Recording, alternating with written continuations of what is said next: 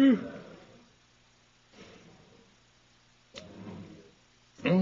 we'll talk a little bit about lower respiratory tract infections.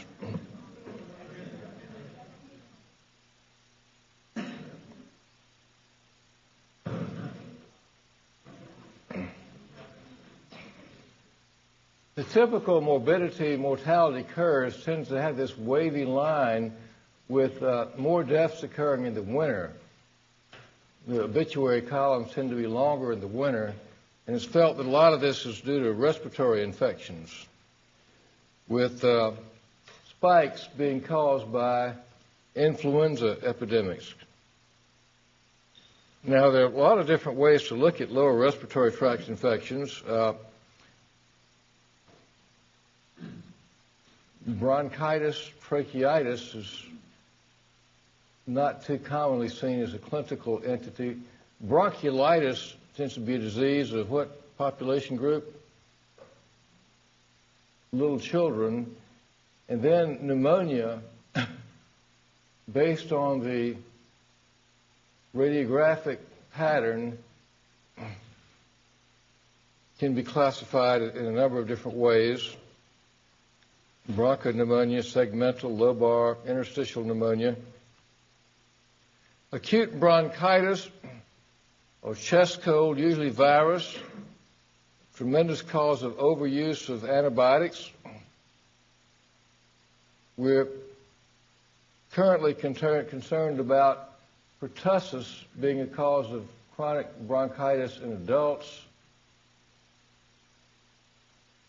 and is interested now in using a pertussis vaccine in adults. And sometimes mycoplasma pneumoniae and chlamydia pneumoniae, two causes of what we're going to look at as atypical pneumonia, may have a role. Chronic bronchitis in people who smoke. How many of you smoke? None of you smoke? What? Is there one smoker in the class? 4. How many did you say? Approximately 4. 5-ish. Depending on the night. There are 4 smokers in the class.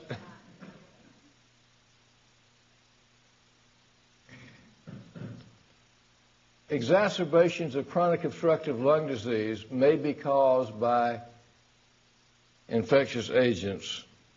That's a little bit controversial. Bronchiectasis, this lecture is mainly about pneumonia, but bronchiectasis is something bad that can happen with, what does it literally mean, the term bronchiectasis?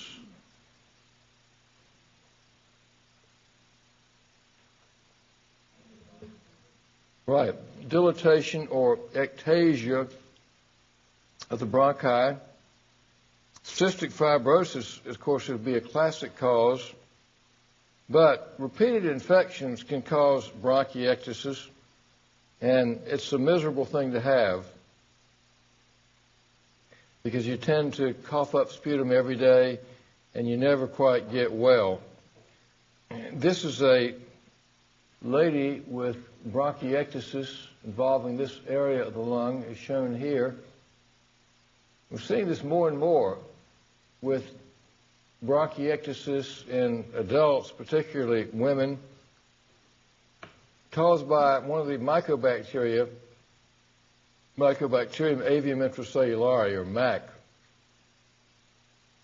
And it's thought that the reason this may be happening is that nowadays everybody uses showers, right, instead of bathing in a bathtub. And that by law you can't get the temperature of the water above 120 degrees. And this may allow mycobacteria to grow so that you may be actually, when you take a shower, aerosolizing bugs. It's frightening, isn't it? Pneumonia is a big problem. It's the only infectious disease which is in the top 10 causes of death.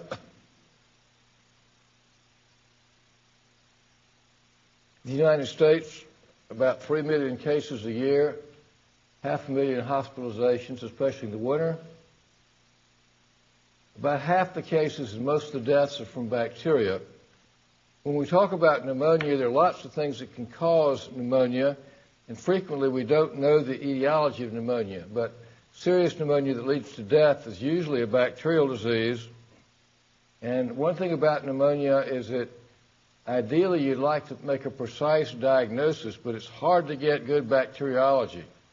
So that more and more people are, unfortunately, I'm with the old school that likes to look at gram stains of expectorated sputum and try to divine the cause of pneumonia. More and more that's being looked at as a lost art, and there are algorithms about bombing patients with antibiotics.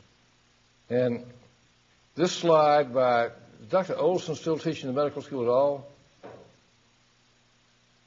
Dr. Gerald Olson. He was a fixture here in the medical school for many years and was a master teacher and loved to make slides. And this is one of the slides that he made of pneumonia as a board game. And you start here, fever, chills, cough, pulmonary infiltrates. You look at the sputum. Blood cultures and pleural fluids help you make a precise diagnosis, but are rarely positive. Serology, too late, the patient died, where you can put a needle in the lung. Pneumothorax, go back 3 spaces. It gets worse. You go to an open lung biopsy, surgeon out of town, go back 1 space. Autopsy, you lose. Specific therapy, you win. So it's a wonderful slide. But it makes a point that we can sort of certify the diagnosis of pneumonia if you have a positive blood culture. Otherwise, we're frequently in the dark as to what is the cause of pneumonia. And so there are emerging technologies, and for you, I hope that you're able to come up with something. Looking at urinary antigens for pneumococci has been helpful. Nearly all studies indicate that Streptococcus pneumoniae remains the most common cause of community-acquired pneumonia, of sufficient severity at least to get you in the hospital. H. flu, Moraxella catarrhalis, increasing in frequency. Legionnaires' disease in some geographic areas, apparently not in ours. Chlamydia pneumoniae may cause some cases. In HIV, it's maybe one of the more common pneumonias that we see now, pneumocystis carinii.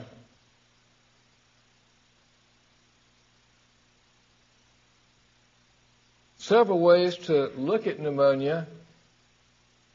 Most cases of pneumonia are due to previously colonizing flora, going back to that little diagram that we had of the respiratory tract. And the organisms reach your lungs by spread through the bronchi. In the top line here, rarely you can get pneumonia by inhaling the organisms. Legionnaire's disease would be a good example, in which people just walking by the Bellevue Stratford back in the heyday of the outbreak of 1976 would sometimes get pneumonia. And really virulent pathogens. Give me an example of a highly virulent pathogen that you might inhale and get pneumonia from. Excuse me? What? Tularemia. Tularemia! Great! You got it. And how did you get it?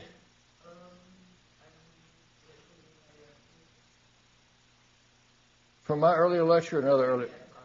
What's that? So as you drive down the interstate, who might get tularemia? What? Yeah, one pearl in recent years is people have gotten it the people who mow the grass along interstate highways. There have been occasional cases you run over a sick, dead rabbit, and you might get tularemia. Plague might do it as well, but tularemia, that's one reason it's dangerous to try to isolate that organism. And on the second line, lymphohematogenous. Sometimes organisms can get to the lungs by way of the bloodstream. And that would tend to cause a patchy bilateral pneumonia. Pulmonary clearance, the concept is going back to that figure with which we began the first lecture. The idea that most of us get bacteria in our lungs nearly every day, but the mucociliary blanket propels them upwards and then we swallow them. If that's impaired, then we can get pneumonia. The final line of defense is obviously the alveolar macrophage, but you can show experimentally that you can impair pulmonary clearance by a virus, by exposing rabbits or whatever to cigarette smoke. You can actually see the cilia wither up. By drinking, uremia, bronchial obstruction, 100% oxygen, etc. Physiology of pneumonia. Ventilation perfusion mismatching leads to hypoxemia. You know about that? Hyperdynamic circulation, toxic cardiomyopathy, perhaps. Increased oxygen demand, stiff lungs, increasing the work of breathing. Bad things happen.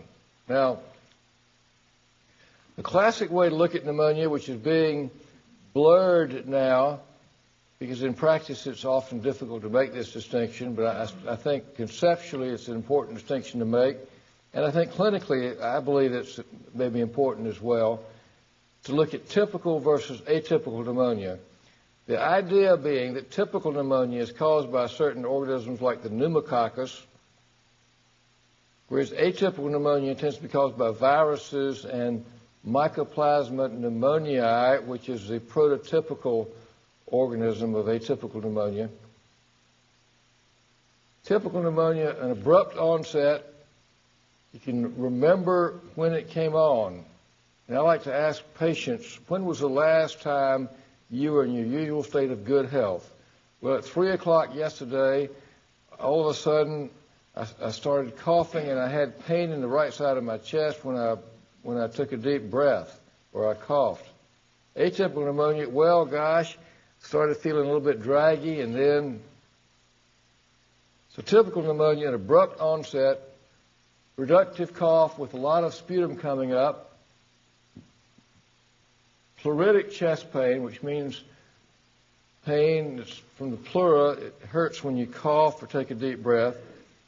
Physical examination is impressive, and the white blood cells have a lot to say to you. There's a high white count, or there may be a low white count with a dramatic shift to the left. A lot of band forms. Atypical pneumonia, by contrast, Mycoplasma and others, gradual onset, non-productive cough. You're coughing, but doctor asks for a specimen and you're embarrassed. You can't really bring much you want up. Pain is beneath the chest. Examination is unimpressive. White blood count tends to be normal. And this is a scheme of typical versus atypical pneumonia. This little diagram of the lung, representing the lung, is a trachea, 2 main bronchi, and 1 alveolus, is sometimes called the Comro lung, after the guy who taught pulmonary physiology in a simplified way. But think of typical pneumonia as being an alveolar disease in which there's a lot of exudate in the alveolus. In fact, that's what happens. In pneumococcal pneumonia, the organism streams through little holes called the pores of Kohn. It spreads from one alveolus to another until it's stopped by one of the major fissures in the lung. So it's an alveolar disease. The lung is socked in. because it tends to go out to the periphery of the lung, you get pain which is pleuritic. It hurts when you take a deep breath. You're bringing up a lot of sputum, and there's a marked systemic response to this, inflammatory response, with a high white count and a shift to the left. Atypical pneumonia, on the other hand, the problem is not in the alveoli, but the problem is in the tracheobronchial mucosa and the interstitium of the lung. Your chest hurts, but your chest hurts here. That's where your sternum and your major bronchi are. Now, how many of you have had a chest cold and it hurt here? None of you? You have, but none of the rest of you. My, y'all have been spared. Scanty, non-purulent sputum and a normal white count. You're not very sick. So that would be an atypical pneumonia. Now, which of these two people has a typical pneumonia and which has an atypical pneumonia? Hard to say, isn't it, on just examination findings. This person was an alcoholic with some chronic lung disease who comes in, and he's sick and had streptococcus pneumonia in his blood. This is a healthy young mother in whom was sent to me as a classic pneumococcal pneumonia. By listening to the lung, I didn't hear very much, and it was a gradual onset, and she had young children at home. So this was a typical story of Mycoplasma pneumoniae really running around the family, with the children getting it and then bringing it home to mom. So they looked similar on the X-ray. Some clues in pneumonia: a single hard shaking chill in the onset suggests the pneumococcus. Multiple chills suggest the Staph aureus or Klebsiella. Relative bradycardia, that can be an important clue. What that means is that normally, and it's a little bit arguable, what I'm telling you, is that the pulse rate should go up, if you're sick, about 10 beats per minute for each degree elevation in Fahrenheit. And viruses, mycoplasma, psittacosis, tularemia seem to regularly cause a relative bradycardia.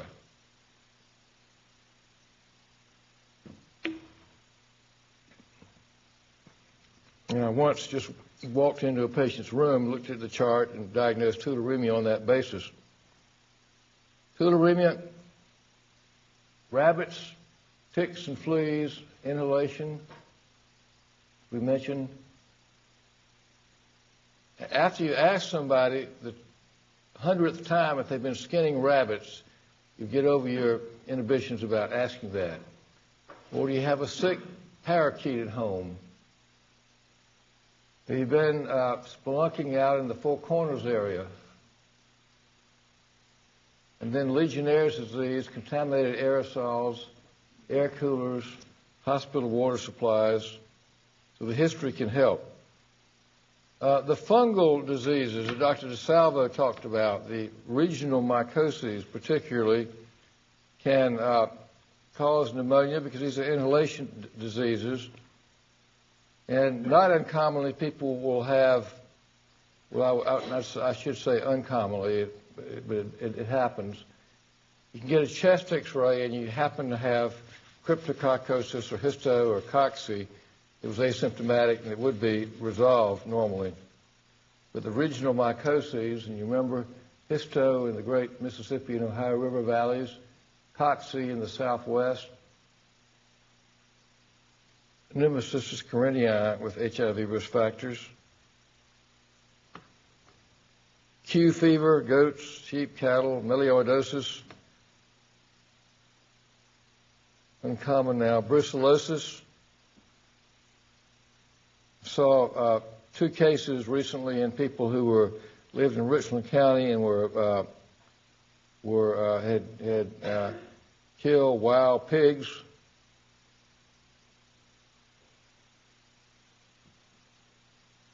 And anthrax, been in the news, right? Used to be called wool sorter's disease. Classically, somebody who unloaded, say, wool from Afghanistan on a dock. We talk about pneumococcal pneumonia. We talk about the major causes of pneumonia.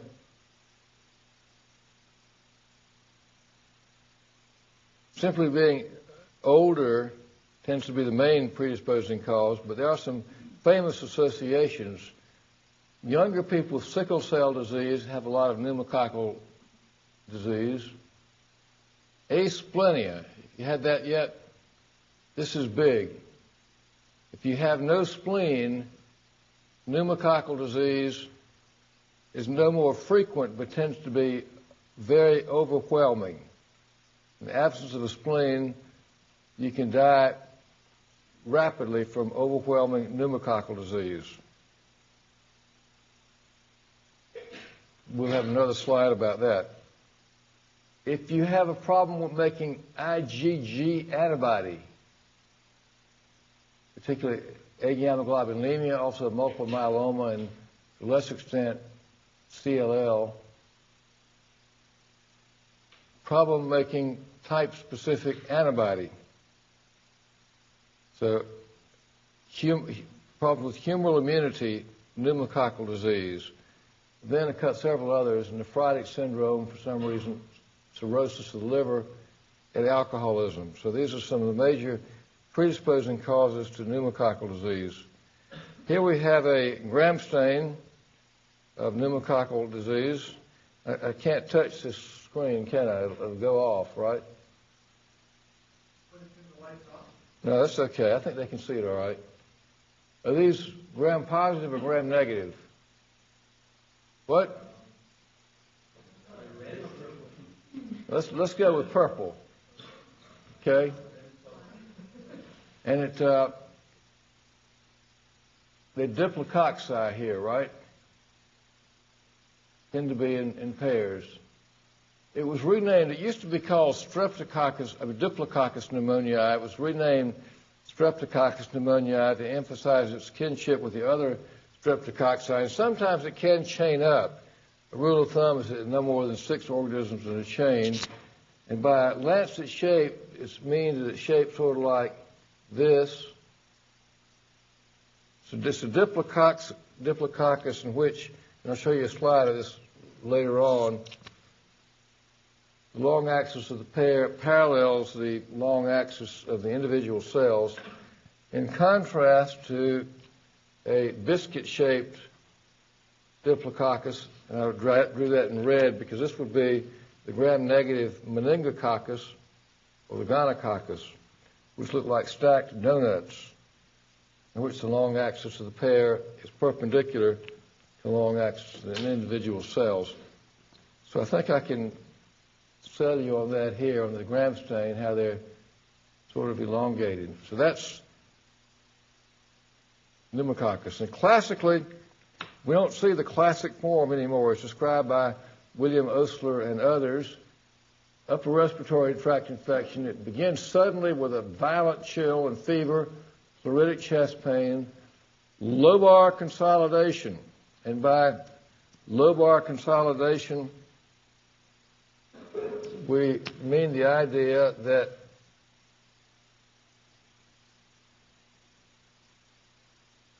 the whole lobe of the lung is opacified, and there will be physical findings that go along with that.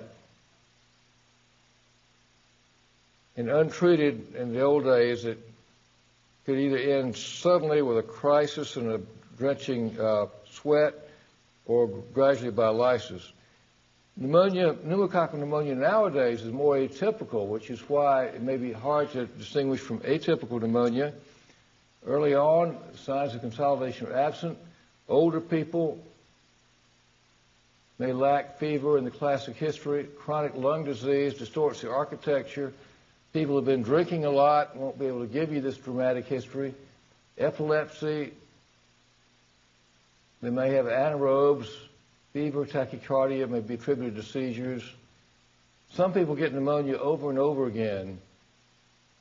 It's in the same area. Obviously you could have a tumor obstructing a bronchus, or you could have bronchiectasis. And some current problems with pneumococcal disease are shown here. One is that despite our tremendous array of antibiotics, some people still die of pneumococcal pneumonia early on in the first several days. And a classic study by Dr. Robert Austrian, published in 1964, showed that if you look at survival rate plotted against days for pneumococcal pneumonia, let's make this out to about 21 or so, that without any antibiotics, the mortality rate for pneumococcal pneumonia with positive blood cultures, that was clear-cut bacteremic pneumococcal pneumonia, was about 70 to 80%. With antibiotics, it lowered it to about 20%, but the mortality in the first several days was the same. That antibiotics did not lower the mortality early on, suggesting we may need some other things. We're going to look fairly rapidly at some of the other causes of pneumonia. Group A streptococcal pneumonia, Streptococcus pyogenes, is a rare cause of pneumonia, but except during flu epidemics, but is distinctive in that you tend to get a very large empyema. In this case, the entire right lung is white, right? Like, where did it go? Now, someone describe this gram stain for me. What do you see?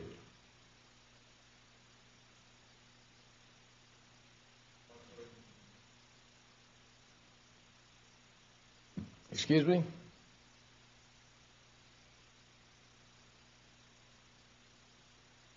Are you looking at that on your computer?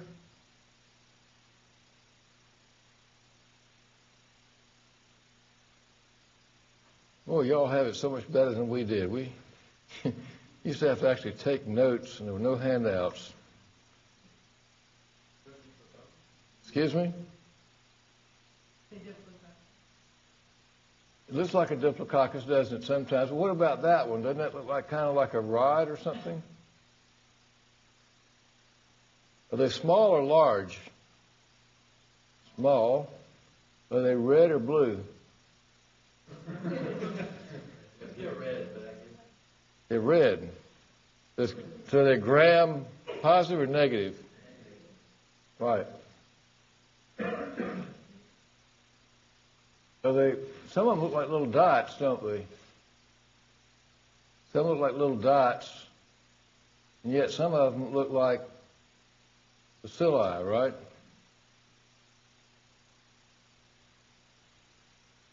So they're small, they're gram negative. Were the shapes the same, or they have different shapes? Pleomorphic, small, gram negative, pleomorphic, and we can't decide whether it's a coccus or rod, so we can say coccobacilli. Small, pleomorphic, gram negative, coccobacilli. So let's say, excuse me? How did you do that? Good memory. Very good memory. We'll read it out. That would do it. You have photographic memory? I wish I did. Does anybody here have a photographic memory? Have you known anybody who had one? You have? Who? Yeah. He has a photographic memory? Really? You can't remember anything. I've known two people who had photographic memories. Small, pleomorphic, gram-negative coccobacilli. And that is, as my friend says here, species for Haemophilus influenzae. So we're going to say that in uniform. I'm going to put this on my exam. Small, gram-negative, pleomorphic coccobacilli. Say it. Small, gram-negative, pleomorphic coccobacilli. And this is a very, I think, almost a diagnostic gram stain. A couple of other things might look like this, but by and large, that's Haemophilus influenzae, small gram-negative pleomorphic coccobacilli, H-flu. Can cause community-acquired pneumonia, may be increasing in adults, underlying lung disease, alcoholism, advanced age, often a patchy pneumonia, virtually diagnostic, small pleomorphic gram-negative coccobacilli, H-flu. Moraxella catarrhalis is a larger gram-negative diplococcus and is patchy pneumonia, and I'll just mention it, particularly in chronic lung disease, Moraxella catarrhalis. Mycoplasma pneumoniae is the classic cause of atypical pneumonia, typically younger adults, often parents of younger children. Subtle presentation, favors the lower lobes, pleural effusion can occur. Mycoplasma pneumoniae. And one thing about the atypical pneumonias in general, you can draw a table or column with usual typical pneumonia, pneumococcus, H-flu, and then group A strep, maybe staph. And atypical pneumonias, mycoplasma pneumoniae, chlamydia pneumoniae, fungi, HIV, tularemia, psittacosis. There tend to be things with the atypical pneumonias that draw your attention outside of the chest, extrapulmonary manifestations. And mycoplasma pneumoniae, the red ear, sometimes bullous, a bleb on the tympanic membrane, hemolytic anemia, rare but it does happen, arthritis, arthralgias, pericarditis. And the atypical pneumonias, for some reason, nearly all of them tend to have mild abnormalities of your liver function tests. Rashes with the atypical pneumonias, and sometimes neurologic manifestations. So things that draw your attention outside of the chest. Chlamydia pneumoniae, we have not diagnosed here very often. It's a tough diagnosis to make, and we don't have good ways to diagnose it yet, although there is a serology available. Most commonly tends to cause an upper respiratory infection, but can cause a pneumonia. And this is another cause of atypical pneumonia, but it tends to affect an older crowd than mycoplasma pneumonia, making the point here that this is mycoplasma pneumoniae by age group, and this is chlamydia pneumoniae shown here, tending to affect older folks. Chlamydia pneumoniae. Legionella. In some places like Pittsburgh, it's been very common as a cause of community-acquired pneumonia. It's an inhalation disease, not part of the normal flora. The pros in Legionella tell me that it's tough to distinguish Legionella from other pneumonias. There do tend to be some clues, like the other atypical pneumonias, it tends to be patchy infiltrates rather than lobar consolidation. It may progress rapidly, and there tend to be things that direct your attention outside the chest. Headache, renal failure, abnormal liver function tests. There also may be relative bradycardia. The gram stain may show purulence without predominant organism. You'll diagnose the organism by finding it on a fluorescent antibody test. There's also a urinary antigen test that will be positive in Legionella pneumoniae or Legionella pneumophila type 1, but unfortunately that causes only about 70% of cases. A lot of pneumonias that we see are, particularly in alcoholics and in people with very poor oral hygiene, are due to mouth flora, subacute illness with some combination of alcoholism, malnutrition, homelessness, and poor dentition. Sputum has a very bad odor, tends to be a necrotizing pneumonia with lung abscess, air fluid levels, and empyema. Now, what is in this gram stain? What do you see? See a neutrophil. What's in its cytoplasm? Sure, gram, positive or negative? Excuse me? Yeah, that's a gram-negative rod. The idea of looking at the gram stain, which is seeming to become a lost art for clinicians, now that medical students are no longer required to buy microscopes, and our residents don't do the gram stains like we used to do, is to try to find a thin area of the sputum and look at it carefully, and that's the gram-negative rod. Gram-negative rods are a very important cause of pneumonia in the hospital, in hospitalized patients. And as it turns out, if you're bad sick in the hospital, gram-negative rods will colonize your throat. And so particularly in the intensive care unit and ventilator-associated pneumonias, we see a lot of gram-negative rods. Mark this well, write this down, reward those of you in class. Pseudomonas tends to cause hospital-acquired pneumonia in people on ventilators.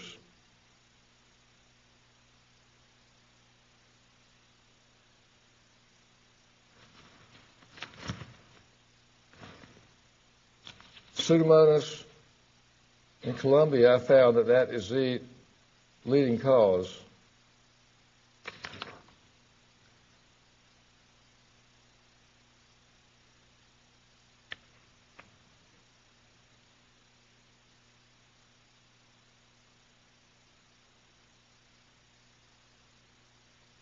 So in summary, pneumonia is the sixth leading cause of death, most common hospital-acquired infection causing death.